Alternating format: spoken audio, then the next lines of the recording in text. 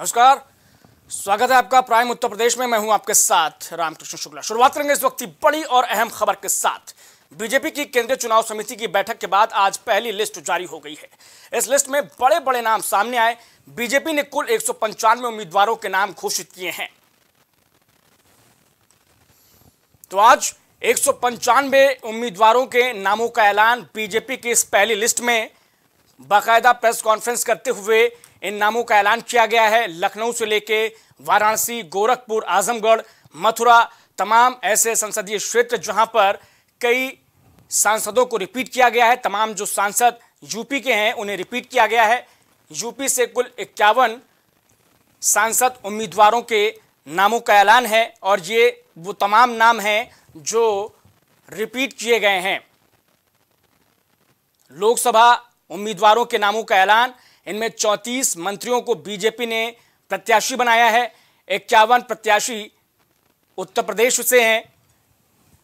लोकसभा की बारी है और अब बीजेपी की ये पहली लिस्ट आज जारी कर दी गई है। इसमें 195 चेहरों का नाम है और ये तमाम चेहरे जो हैं इनमें से ज़्यादातर वो चेहरे हैं जिन्हें दूसरी बार रिपीट किया गया है।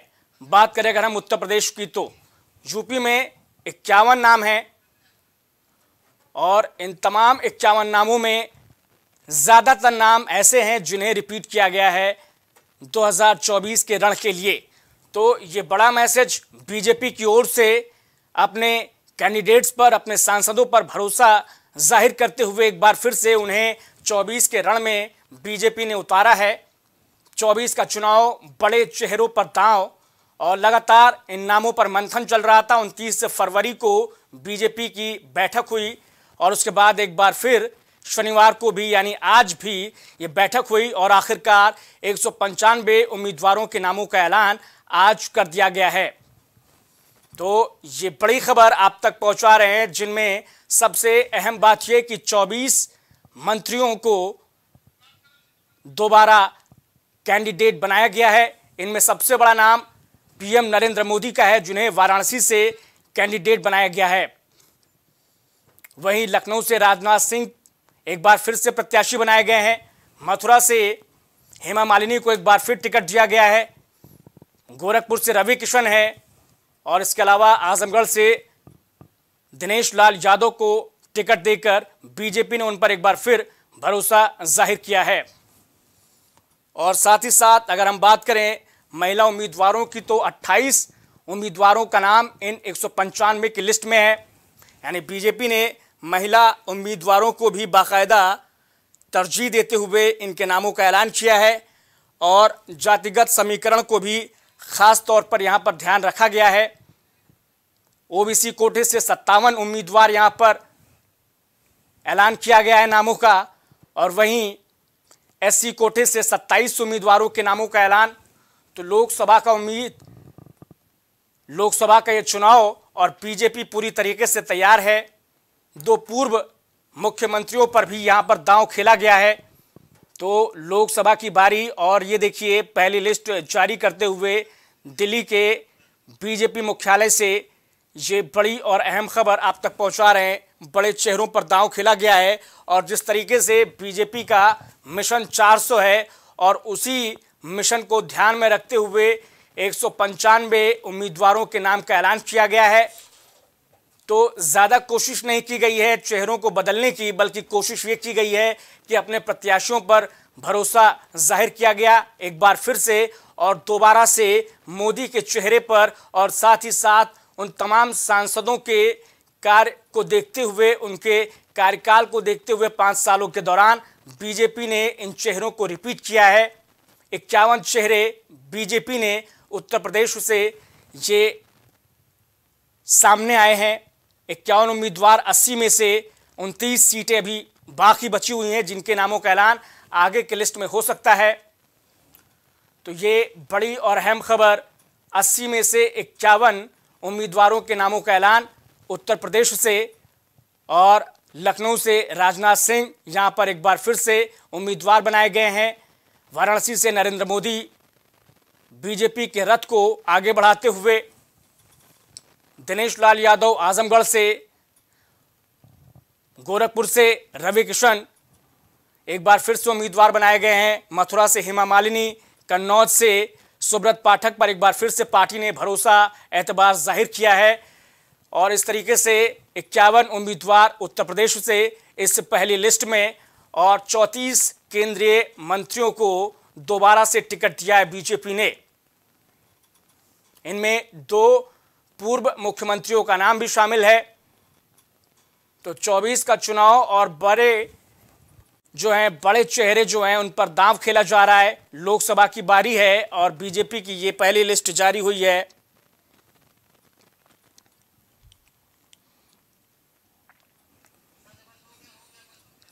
तो ये बड़ी और अहम खबर आप तक पहुंचा रहे हैं दिल्ली से सीधे, जहां पर बीजेपी की पहली लिस्ट जारी हुई है। 195 उम्मीदवारों के नामों का ऐलान किया गया है। इनमें सबसे बड़ी बात यह कि यूपी से 51 उम्मीदवार हैं। इनमें लखनऊ, वाराणसी, गोरखपुर, आजमगढ़, मथुरा, कन्नौज, साथ ही साथ अजय मिश्रा टेनी को लखीमपुर खीरी से दोबारा रिपीट किया गया है।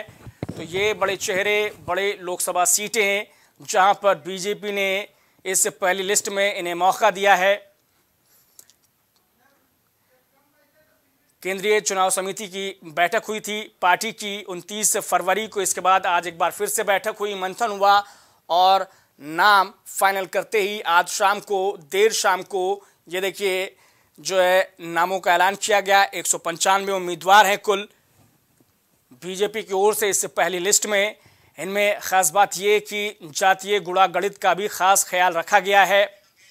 ओबीसी के साथ ही एससी वर्ग से भी यहां पर मौका दिया गया है। और हमारे साथ देखिए वाराणसी से, गोरखपुर से और आगरा से हमारे साथ संवाददाता जुड़े हैं। बहुत बहुत स्वागत है आपका। मैं शुरुआत करूंगा, चूंकि वाराणसी से नरेंद्र मोदी को एक बार फिर से टिकट दिया गया है, ऐसे में शुरुआत करूंगा मैं वाराणसी से। 400 सीटों पर जीत की दावेदारी और एक बार फिर से नरेंद्र मोदी की उम्मीदवारी। जी शैलेंद्र सिंह, हाँ, एनडीए की 400 सीटों पर जीत की दावेदारी और एक बार फिर से पीएम मोदी की वाराणसी से उम्मीदवारी।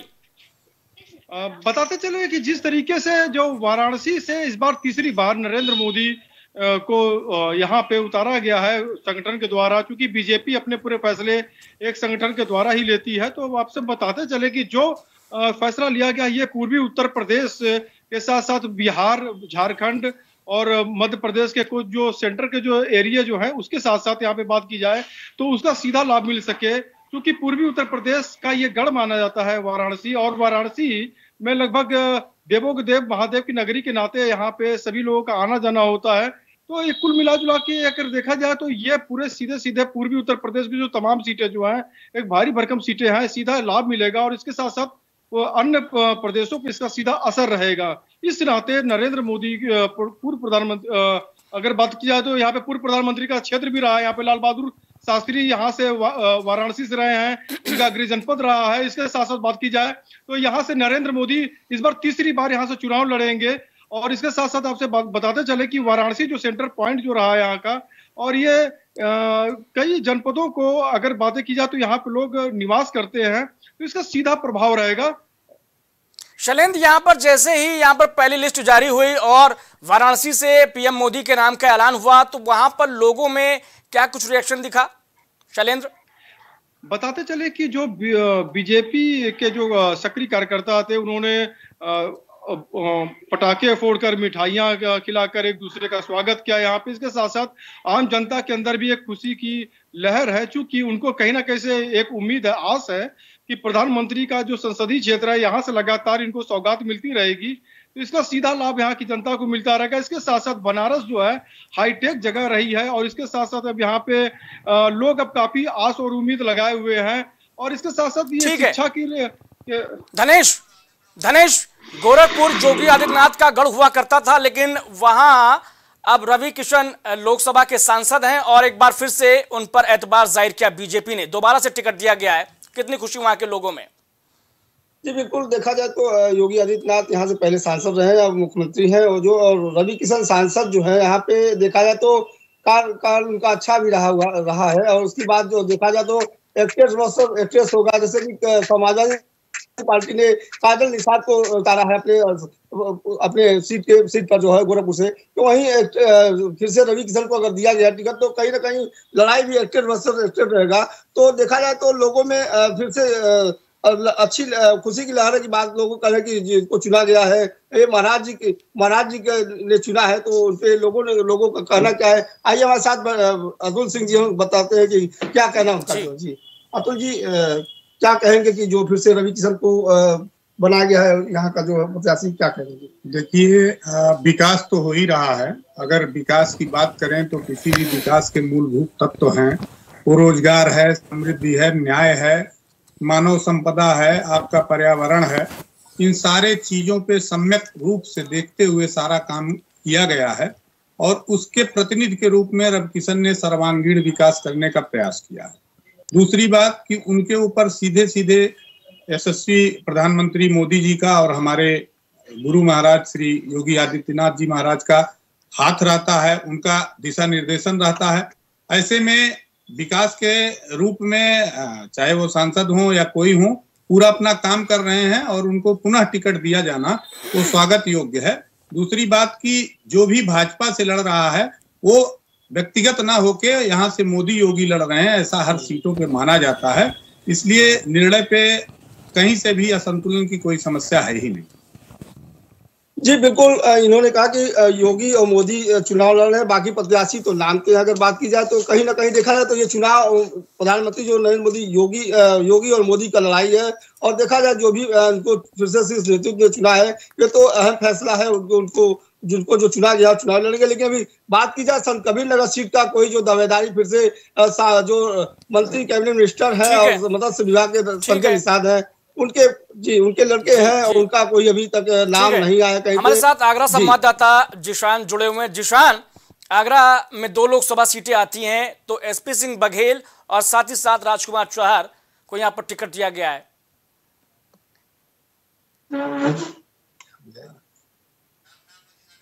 जिशान अहमद, आवाज पहुंच रही है आप तक के?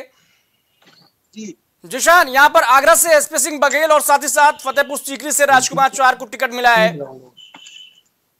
देखिए बिल्कुल, मैं आपको बता दूं जो दोबारा से 2 सांसदों पर भरोसा जताया है एसपी सिंह बघेल की अगर बात करें तो आगरा शहर क्षेत्र से जो आगरा लोकसभा सीट है वहां से एसपी सिंह पर फिर दोबारा से भरोसा जताया। हालांकि एसपी सिंह बघेल पहले कानून मंत्री भी रहे थे और अब स्वास्थ्य मंत्री है। और अगर हम आगरा फतेहपुर सीकरी सीट की बात करें तो फतेहपुर सीकरी से राजकुमार चौहार को एक बार फिर से मौका दिया गया है। दोनों ही सांसदों को आगरा में रिपीट किया गया है। अगर हम भारतीय जनता पार्टी के कार्यकर्ताओं की बात करें तो भारतीय जनता पार्टी के कार्यकर्ता और उनके समर्थकों में खुशी की लहर है, क्योंकि दोबारा रिपीट होना, क्योंकि लोगों में कयास ये लगाए जा रहे थे कि दोनों ही सांसदों के टिकट कट सकता है। लेकिन भारतीय जनता पार्टी की पहली लिस्ट आने के बाद भारतीय जनता पार्टी के जो आगरा के कार्यकर्ता है और एसपी सिंह बघेल और राजकुमार चौहार के समर्थक है उनमें खुशी की लहर दौड़ पड़ी है। आगरा में एक बड़ा लोकसभा क्षेत्र है, आगरा फतेहपुर सीकरी है और आगरा लोकसभा क्षेत्र है। बड़ी संख्या में यहाँ पर अगर हम वोटरों की बात करें तो बड़ी संख्या में यहाँ पर कह सकते हैं कि दलितों की राजधानी भी कहा जाता था।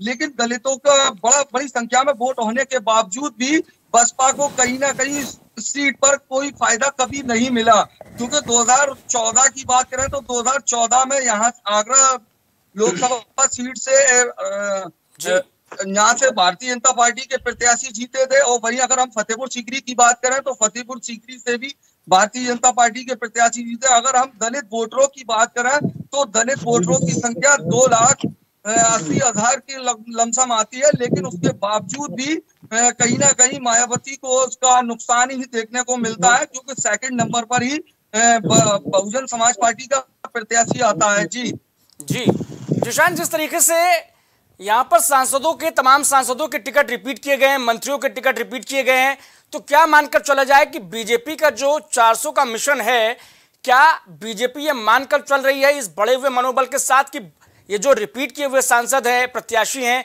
क्या दोबारा से उन्हें जीत दिलाएंगे?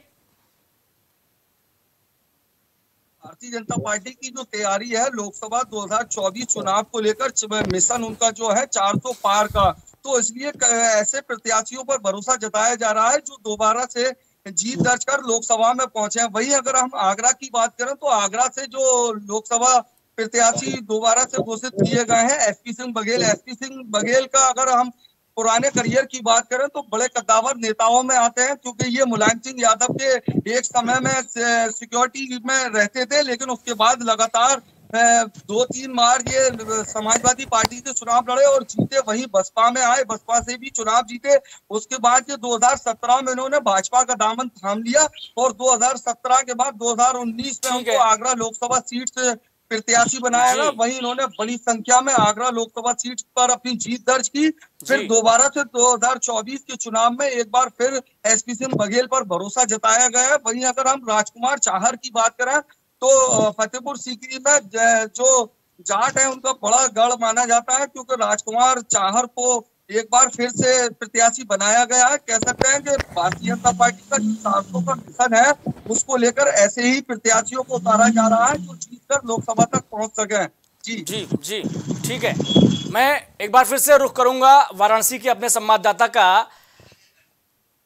तो हमारे संपर्क वाराणसी संवाददाता से टूट गया है, हम दोबारा संपर्क करने की कोशिश करेंगे। लेकिन यहाँ पर जो खबर है वो ये निकल कर आ रही है कि मोदी का चेहरा, विकास की गारंटी और उस गारंटी के साथ 195 उम्मीदवारों के नामों का ऐलान, और साथ ही साथ इसमें तमाम नाम ऐसे हैं, ज़्यादातर नाम ऐसे हैं जो एक बार फिर से रिपीट किए गए हैं। बात यूपी की करें तो 51 उम्मीदवार हैं 24 के रण के लिए तैयार, और बीजेपी ने दोबारा से उन पर एतबार जाहिर किया है। तो ये खबर अहम है क्योंकि बीजेपी का मिशन 400 है इस बार, और उस 400 के मिशन में ये जो रिपीट किए हुए कैंडिडेट्स हैं उन पर बीजेपी का पूरा भरोसा है, एतबार है कि वो दोबारा से न सिर्फ बीजेपी को जीत दिलाएंगे, एनडीए को जीत दिलाएंगे, बल्कि साथ ही साथ बीजेपी को 370 और एनडीए को 400 के पार ले जाएंगे।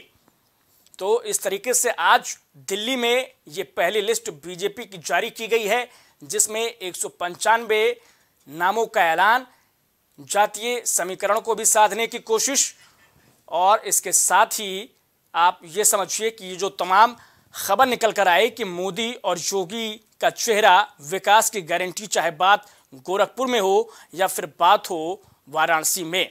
तो ये जो खबर हमारे पास निकल कर आ रही है कि एक बार फिर से तमाम सांसदों के टिकट रिपीट किए गए हैं। हम एक बार फिर से रुख करेंगे हमारे गोरखपुर संवाददाता का। जिस तरीके से गोरखपुर में योगी और रवि किशन भले ही सांसद हों, लेकिन जो वोट दिया जाता है वो योगी के चेहरे पर और देश में प्रधानमंत्री मोदी के विकास के वादे पर, विकास के दावे पर। जी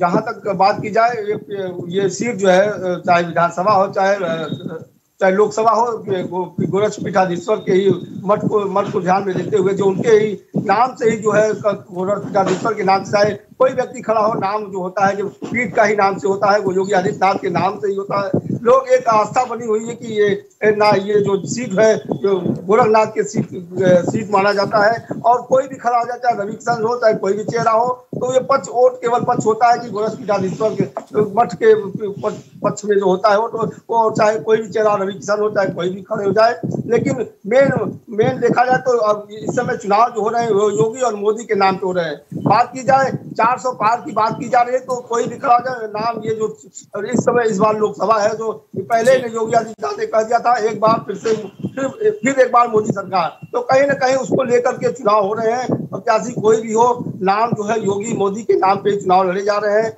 विकास के नाम पे लड़े जा रहे हैं, विकास और योगी मोदी के नाम चुनाव लड़े जा रहे हैं। अब मुद्दा वही है, लोग भी ये जान रहे हैं कि जो बीजेपी सरकार है, बीजेपी चाहे केंद्र सरकार हो या प्रदेश सरकार हो, उनके हर गरीब तबके तक सारी चीजों को मुहैया कराना, उनको हर जो सरकारी जो जितने भी सरकारी योजनाएं उनको उनका लाभ पहुंचाना, चाहे राशन हो, चाहे आवास हो, चाहे नौकरी हो, चाहे कोई भी चीज हो, इसका जो जन योजना हो या आयुष्मान कार्ड की बात कही जाए तो कहीं ना कहीं देखा जाए तो ये सारी चीजें जी ठीक है, आप दोनों ही साथियों का बहुत बहुत धन्यवाद हमारे साथ बने रहने के लिए। तो ये जो खबर आप तक पहुंचा रहे थे हमारे संवाददाता आगरा से, वाराणसी से और साथ ही साथ गोरखपुर से भी, और तमाम रिपोर्ट दे रहे थे कि किस तरीके से वहां सांसदों के प्रत्याशियों के नामों का ऐलान होने के बाद कैसे खुशी की लहर दौड़ गई है लोगों में, स्थानीय लोगों में, और मिठाई बांटकर लोग एक दूसरे को बधाइयाँ दे रहे हैं कि उनके सांसदों के टिकट रिपीट किए गए हैं।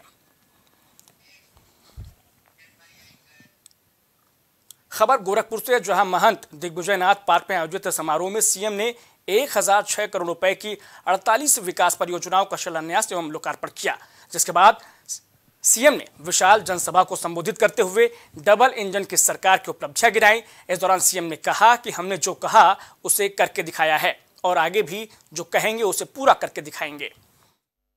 आज जैसे देश विकास कर रहा है, हर एक क्षेत्र में हमारा देश आगे बढ़ रहा है,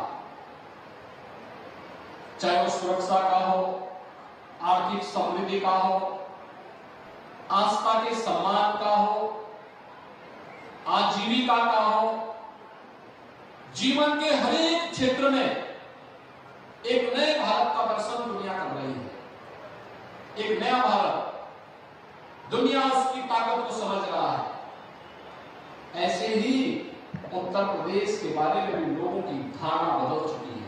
अब उत्तर प्रदेश को कोई हेत इससे नहीं देखता। ये जो चुनाव में तमाम लोग आएंगे,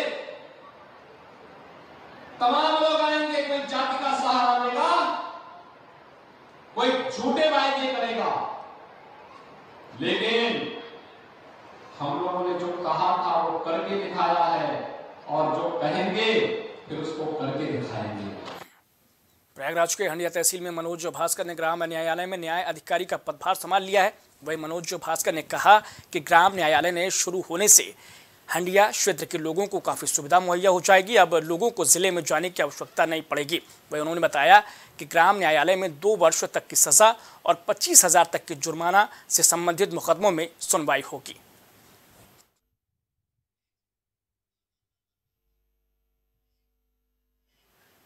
गुना में ट्रिपल तलाक और हलाला की घटना सामने आई है, जिसमें पीड़िता ने मुकदमा लिखवाया है कि पति ने अपनी एक शादी की बात छिपाकर उससे सितंबर में निकाह किया था। बाद में दहेज को लेकर वो उसे प्रताड़ित करता रहा और फिर घर से तलाक देकर निकाल दिया। बताया जा रहा है कि पति ने निकाह करके युवती को प्रताड़ित कर भगा दिया और गर्भपात भी करवाया। इस मामले में पति और उनके परिजनों के खिलाफ खुंडारे थाने में मुकदमा लिखवा दिया गया है। वहीं सीओ राजेश कुमार सिंह ने बताया कि इस मामले में आगे की कार्रवाई की जा रही है। सितंबर में हमारी शादी हुआ तो हम वहाँ पर गए तो वो ताना हमें मारने लगे, कहने लगे कहा 50,000 रुपया और मोटरसाइकिल लाओ। तो हम अपनी मम्मी से कहें फ़ोन से कि अम्मी ये कह रहे हैं 50,000 रुपया और मोटरसाइकिल। तो हमारी अम्मी उनसे फ़ोन से बात करी, कहीं हम बेटा नहीं दे पाएंगे। तो वो कहने लगे हमें चाहिए, तुम्हारी बेटी को सुरक्षा चाहिए तो तब हम तुम्हारी बेटी को रखेंगे या तो नहीं रखेंगे। तो वो हमें मारने लगे उस दिन से। तो हमें मारे, फिर हमें वहाँ पर गए तो हमें पता चला कि वो शादीशुदा हैं, उनके 5 बच्चे हैं पहले से ही। हाँ, पहले से 5 बच्चे हैं। तो कहने लगे कि हम तुम्हें कमा के खवाएंगे। तो वो हम कहें ठीक है तुम भी खवाओगे। तो हम वो कहने लगे, फिर हमारे मार कर हमें भगा दिए। हमारे सास मारे, हमारे माझी वाले देवर मारे, हमारे आदमी मारे। फिर तलाक करके हम 3 जबान तिलाक बोलकर हमें भगा दिए घर से। देहात के रहने वाले एक लड़की की शादी कस्बा खोड़ारे, थाना खोड़ारे के अंतर्गत मुस्लिम रीति रिवाज के साथ किया गया था। महिला द्वारा अपने पति व उनके परिजनों के विरुद्ध कथित आरोप लगाते हुए, जिसमें 3 तलाक व अन्य कुछ आरोप थे, के संबंध में दी गई दलील के आधार पर दिनांक 22/2/2024 को पंजीकृत किया गया था, जिसकी विवेचना उपनिरीक्षक प्रेमचंद गुप्ता थाना खोड़ारा द्वारा संपादित की जा रही है। मुक्त अभियोग में साक्ष्य संकलन करते हुए गहनता से शीघ्र निस्तारण हेतु विवेचक को भेज दिया। उधर मथुरा में अध्यक्ष चौधरी भगवान सिंह वर्मा के नेतृत्व में जिला मुख्यालय पर धरना प्रदर्शन किया गया। इस दौरान जोगी मुर्दाबाद मुर्दाबाद के नारे लगाए गए। राष्ट्रपति महोदय के नाम जिलाधिकारी की अनुपस्थिति में एसडीएम को ज्ञापन सौंपा गया। साथ ही ज्ञापन में मांग की गई कि मथुरा में हुई बारिश की वजह से किसानों को 1 लाख प्रति एकड़ का मुआवजा की बात कही गई थी। वहीं अध्यक्ष चौधरी भगवान सिंह वर्मा ने कहा कि ओलावृष्टि और बारिश की वजह से किसानों की गेहूं और आलू को भारी नुकसान हुआ है।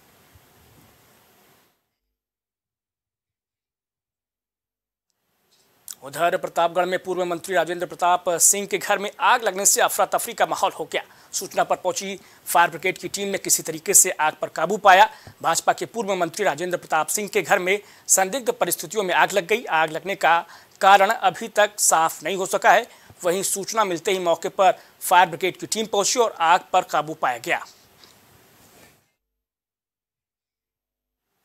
तो इस बुलेटिन में इतना ही। बने रहिए प्राइम टीवी के साथ।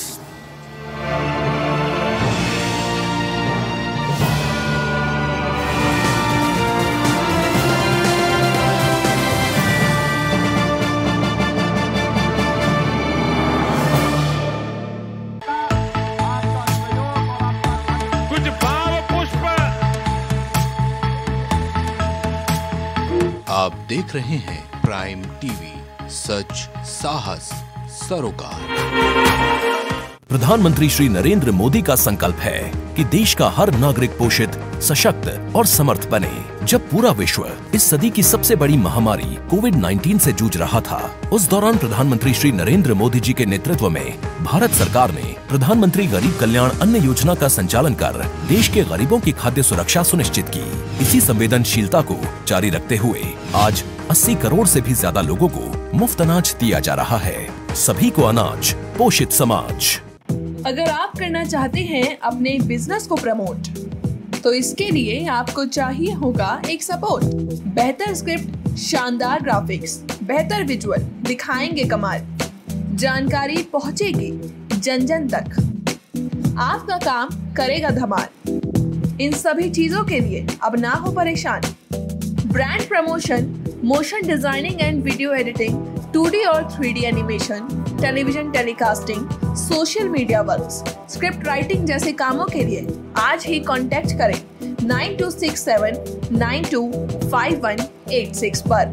इसी के साथ ही आप हमें जीमेल भी कर सकते हैं vikasproduction.gfx@gmail.com पर।